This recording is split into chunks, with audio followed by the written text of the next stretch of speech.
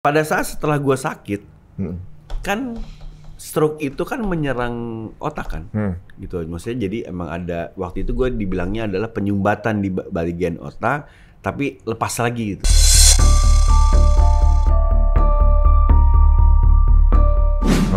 Terganggu lah gitu. Makanya kalau kena di kanan, crossingnya ke kiri. Gue kena motorik.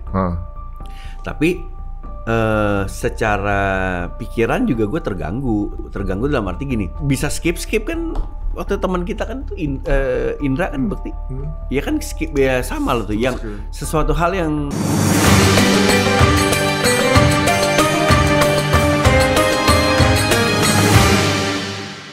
rasanya semua hal yang bisa saya lakukan ini udah saya coba, jalur ini semuanya mentok, terus dan semua ini kan sebenarnya tujuannya untuk menyelamatkan keluarga gue juga, gue pikir gitu kan. Maksudnya gue nggak pengen begini, worry aja bos.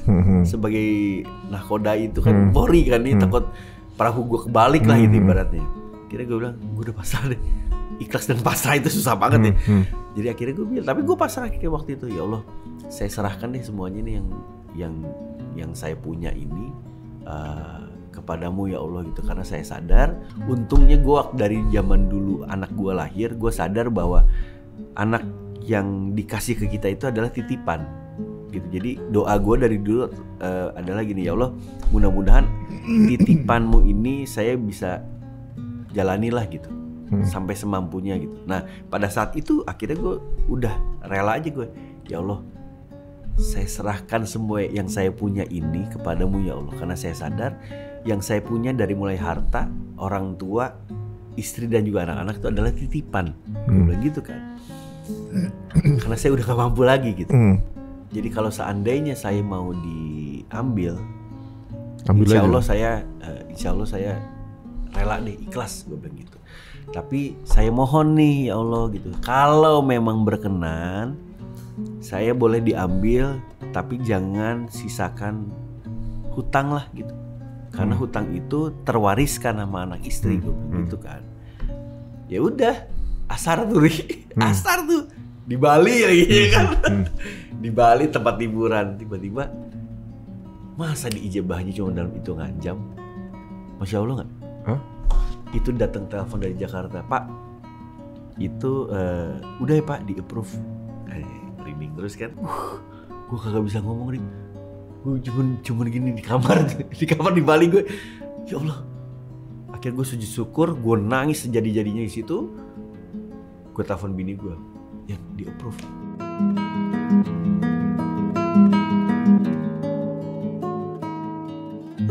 Gue langsung minta pulang gue ke Jakarta. Nggak dikasih sama produksi, gue maksa. Lo nggak kasih, gue tetap akan pulang, gue bilang gitu. Gue akan pulang karena ini adalah momen atau memang masalah yang harus gue siapin dan gue tunggu dari tahun kemarin, gue bilang gitu. Terserah deh, lo mau ngapain, gue akan pulang. Gue pulang, maksudnya gue akhirnya ngatur schedule. Pulang dari Bali hari itu nggak gampang soalnya. Lo harus PCR dulu, nunggu sekian jam dan lain sebagainya. Nunggu berapa hari? 2 hari apa sehari gue lupa deh.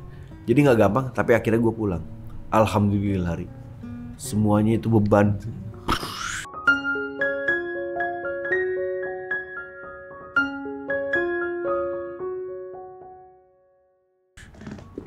Allah cuma gini dong. Masya Allah. Tapi di situ yang akhirnya gue tuh mikir arti kata ikhlas itu memang nyangkut kemana-mana. Coba kalau gue tahu nih maksudnya makna dari ikhlas itu sebelum kejadian gue sakit, gue gak akan sakit. Setuju gak? Lo punya masalah nih mungkin. Lo punya banyak usaha nih kan kayak gini nih. Tiba-tiba lo mentok. Apalagi tuh urusannya sama pembayaran dan lain sebagainya. Lo serahin deh. Ya Allah, bismillah deh ini semuanya. Teori ya, ini gue ngomongnya cuman karena berdasarkan pengalaman gue. Tapi kalau misal kita berpikirnya atau gue berpikirnya hari itu, ya Allah udah deh, saya ikhlasin aja deh. Kalau memang ini bukan milik saya ikhlasin deh. Atau kayak gitu-gitulah. Karena itu duniawi deh. Gak akan sakit gue. Yakin gue. Jangankan sakit, stres aja gak akan stres gue rasanya. Wah. Bener gak? Bukannya gue ini bukan orang yang alim. Bener. Karena tau gue, kita kan kenal lama lah gitu.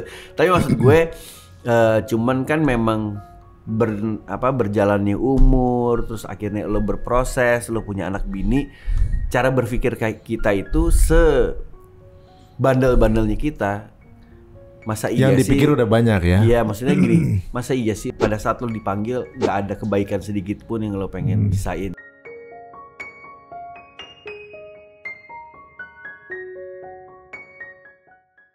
Bener gak sih? Bener. Karena ya ini target gue cuma gitu doang. Gue bilang sama anak gue, kalaupun ayah cuma punya setetes kebaikan, itu yang lo harus ambil. Tapi setetes kesalahan atau keburukan yang ayah punya, jangan pernah kamu ikutin. Misalnya nih, gue emosian misalnya kayak gitu ya, lo jangan ikutin. Tapi cuma kebaikan sedikit aja yang ayah punya, itu yang kalian jalan. Gue bilang gitu. Karena gue bilang, ayah bukan orang hebat, bukan orang yang kaya raya atau apa. Gue bilang, ayah cuma bisa ngasih kayak toladan aja gitu, ilmu aja gitu kan. Gitulah gitu. Jadi ini menariknya bahwa sebenarnya lu udah berupaya berbagai cara. Ngerasa lu bisa nyelesain. Sok superior aja. Petola nggak turun gitu ya? Menurut gue jangan ngomong bukan, gitu. Pada saat lu lagi berusaha lu kayaknya lu bisa, malah belum turun. Pada saat lu lepas malah dapat pertolongan, maksudnya solusi. Masya Allah, itu dia. Iya kan? Itu arti maksudnya makna dari ikhlas tuh ternyata seperti itu menurut gue. Bisa lo jalanin, bisa. Karena lo harus ada sabarnya. Sabar sama aja kurang lebih sama tuh, ikhlas sama sabar itu 11-12 tuh berat. Berat bos. Kalau istiqomah pelan-pelan ya kan gitu. Jadi ada memang manusiawi ya, kita ada perasaannya. Mungkin ada perasaan sombong sedikit ya, ego. Gue bisa nyelesain. Pada saat itu nggak selesai juga stres kita kan. Ya, rasanya kayak gitu. Pada saat udah semua udah mentok, ya Allah, udah saya lakuin semua ya, kita balikin lagi gitu kan. Malah di situ kabar baiknya datang ya. Ya, ini kalau misalnya memang lo ngomongin ke kejadian itu, yang paling pendek lagi adalah pada saat lo waktu ibadah, waktu ibadah, maksudnya gini, kayak sholat aja. Kita ambil sholatnya paling pendek deh. Sholat subuh 2 rakaat doang, bos. Iya kan, cuman 2 rakaat doang aja. Belum tentu juga lo nyampe ke tahiyat akhir lagi. Dan itu terjadi sama gue. Gimana maksudnya? Nggak percaya kan lo? Pada saat setelah gue sakit, kan stroke itu kan menyerang otak kan, gitu. Maksudnya jadi emang ada, waktu itu gue dibilangnya adalah penyumbatan di bagian otak, tapi lepas lagi gitu, terganggu lah gitu. Makanya kalau kena di kanan, crossingnya ke kiri, gue kena motorik. Tapi secara pikiran juga gue terganggu dalam arti gini, sempat bisa skip kan. Waktu teman kita kan tuh Indra kan Bekti, ya kan skip ya sama loh tuh, yang sesuatu hal yang terjadi lama dia inget, tapi yang baru misalnya let's say baru 2 minggu dia bisa lupa tuh.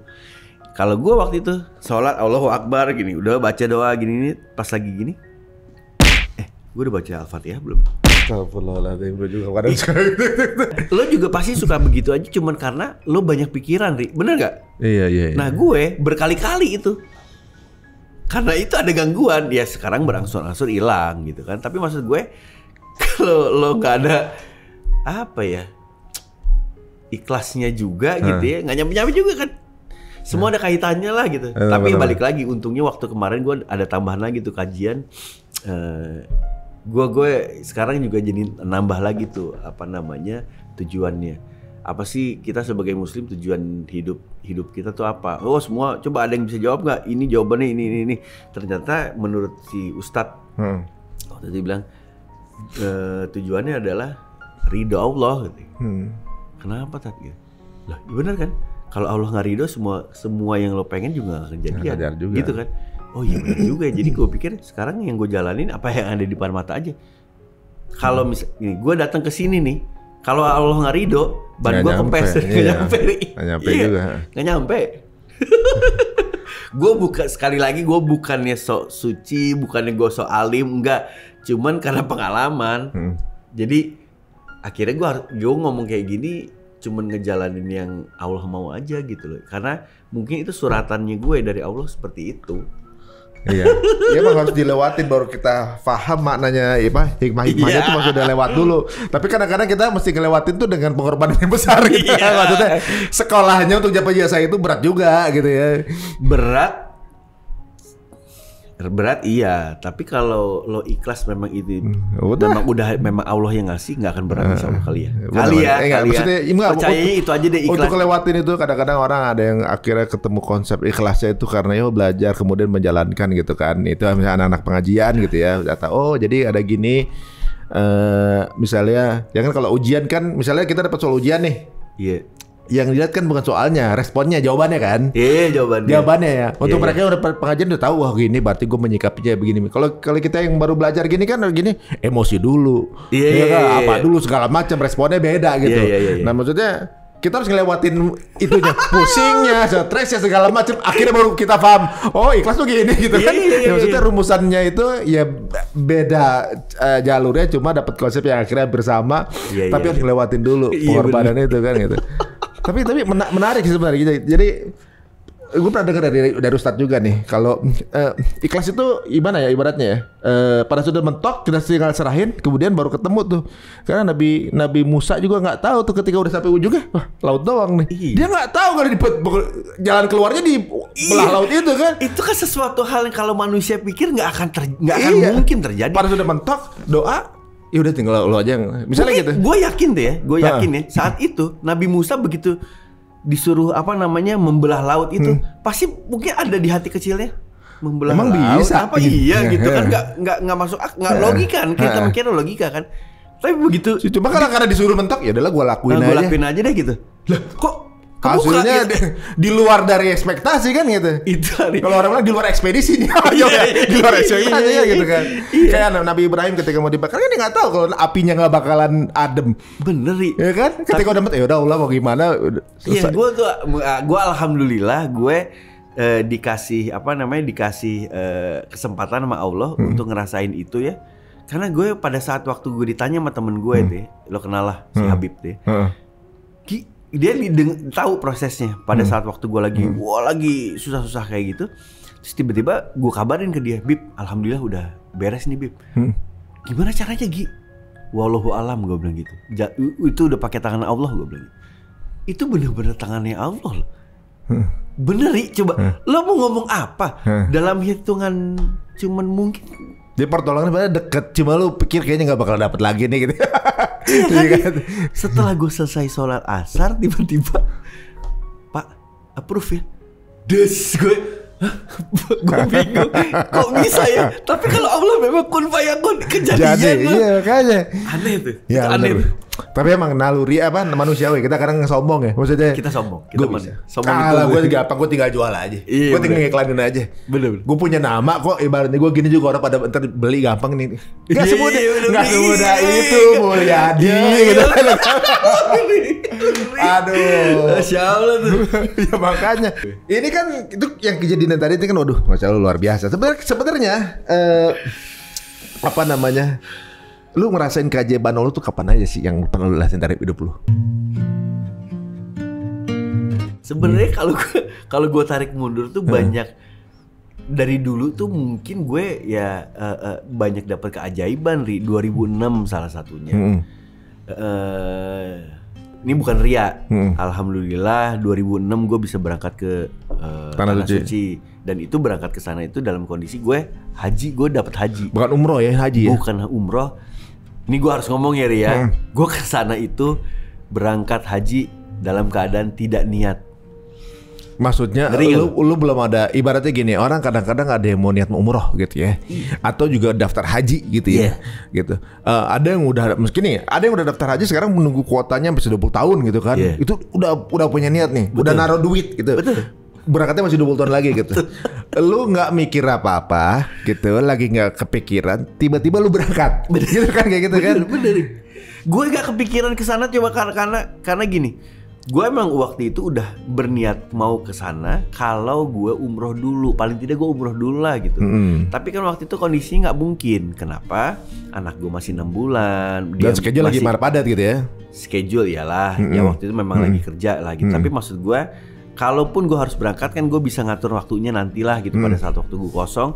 Tapi yang utama adalah karena anak gue kan masih menyusui waktu itu, ya kan. Jadi gue pasti harus nunggu itu kan. Jadi tujuan pertama gue itu adalah gue akan berangkat ke sana umroh dulu lah, ya kan. Kita maksudnya berangkat haji tapi nggak sekarang gitu kan? Nggak sekarang, ya kan. Selalu orang yang anak-anak muda pasti jawabannya belum dipanggil. Iya, dipanggil. Lo bener dipanggil beneran lo, ya kan. Tapi kan di masa di 2006 itu kan masa high rotation lah ya ibaratnya. Maksudnya kita tuh yang lagi benar-benar ya. Nah, itu emang lu ada program apa yang waktu itu? Hari itu kalau program religi, alhamdulillah waktu itu gue Pildacil. Alhamdulillah waktu itu gue dapatnya panjang ri. 7 season kalau nggak salah. Jadi banyak kenal ustadz dan lain sebagainya, dan juga gue bergaul juga sama teman-teman yang main di baju koko dan lain sebagainya. Jadi sebenarnya arah ke situ itu, that's why gue alhamdulillah bisa ke arah sana tuh. Maksudnya akhirnya ada yang ngajakin lah dan lain sebagainya. Itu arahnya itu kelihatannya udah dikasih clue gitu loh sama Allah tuh, udah ada clue-nya gitu. Cuman ya dasar gue nya aja. Maksudnya nggak kebaca kodenya gitu.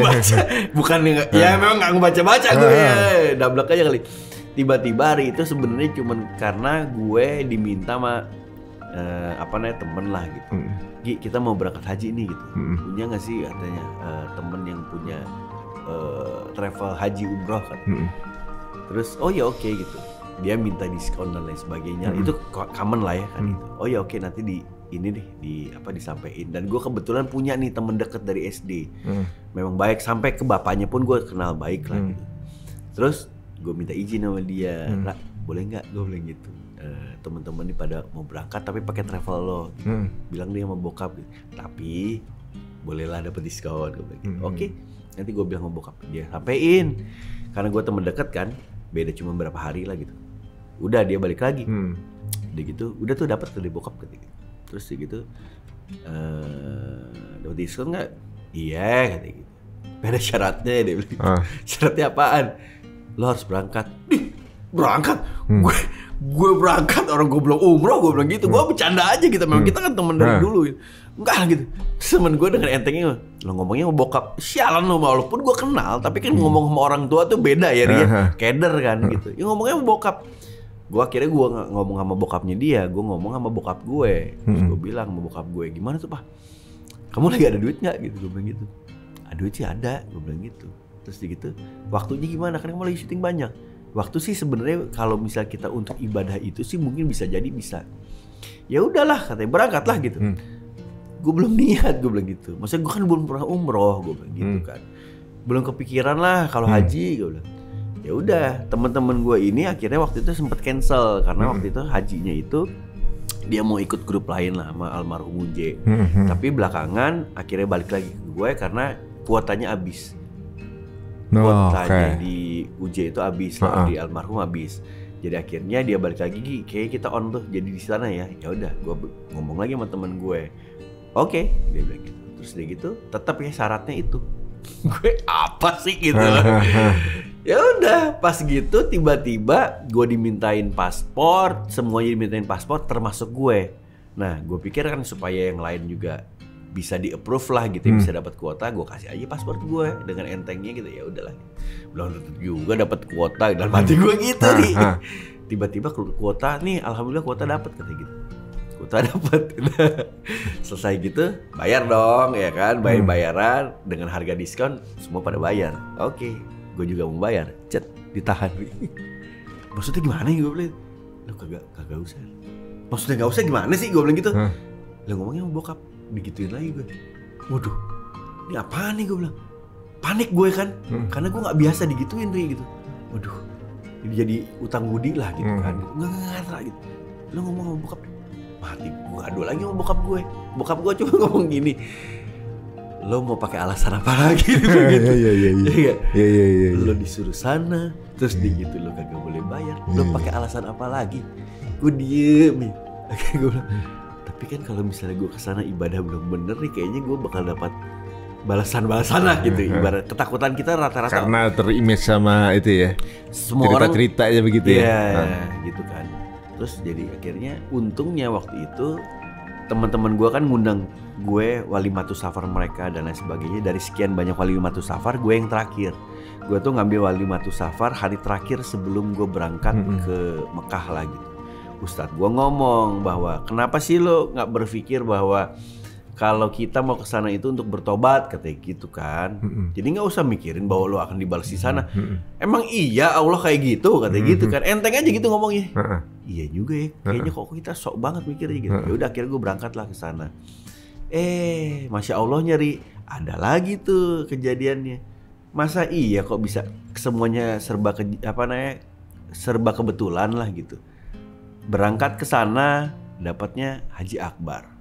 Berangkat ke sana musim dingin kan aneh. Kok biasanya orang panas gitu ya. Panas gitu. Masa gue karpet merah banget sih? Ini orang ya kan ibaratnya orang ngocol aja, ibaratnya juga belum bener, masa dapat haji kayak gitu. Ya gitu. Jadi akhirnya gue pikir kalau ya itu balik lagi makanya kalau Allahnya ridhonya seperti itu, apa yang lo tolak pun nggak akan bisa lo halang-halangin.